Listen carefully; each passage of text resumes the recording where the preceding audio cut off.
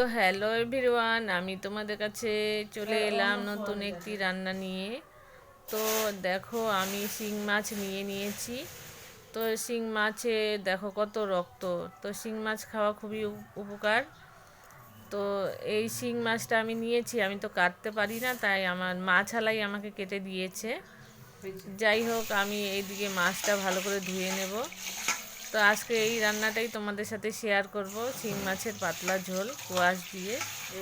তো মাছগুলো ধুয়ে নিচ্ছি ভালো করে। তো আমি তো রোজ রোজ দিতে পারি না ভিডিও, তো মাঝে সাঝে দেই, তোমাদের ভালো লাগলে দেখবে।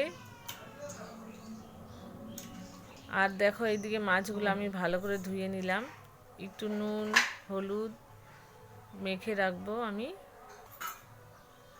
এই যে মেখে নিলাম নুন হলুদ। তারপরে এই যে কোয়াশগুলাও কেটে রেখে দিয়েছি, আমি মাছ ভাজাও বসিয়ে দিলাম।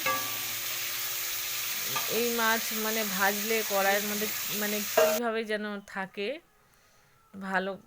তা এই মাছ বেশি না ভাজলেও চলে। তা দেখো, আমি একটু জিরা ফোড়ন দিয়ে দিয়েছি। তারপরে কোয়াশগুলা হালকা হালকা ভেজে নেব আমি। আর বেশি মশলা দিব না, জিরা আদা বাটা আর লঙ্কা, অল্প লঙ্কা দিয়েছি।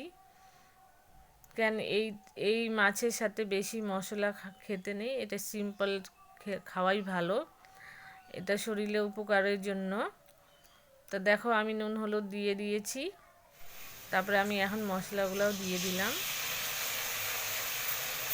তো আজকে আমি একটু ভিডিওটা বড় করলাম, আমার ভিডিওটা একটু বড় হয়েছে, তো দেখবে তোমাদের ভালো লাগলে।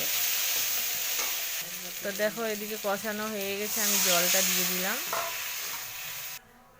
এই পরিমাণ মতো আমি জল দিয়ে দিলাম, যেরকম ঝোল খাবে ওরকমই দিবে তোমরা। তারপরে মাছগুলো আমি ঝোলটা ফুটার পরে আমি মাছগুলো দিয়ে দিলাম। তারপরে একটু আমি রেখে দিব। তো দেখো, এদিকে আমার মাছের ঝোলও হয়ে গেছে, দেখো কি সুন্দর রান্না হয়েছে। তা আমি এদিকে আবার শাক ভাজা, বেগুন ভাজা আর আলুর চপ সব বানিয়েছি। তো কেমন হয়ে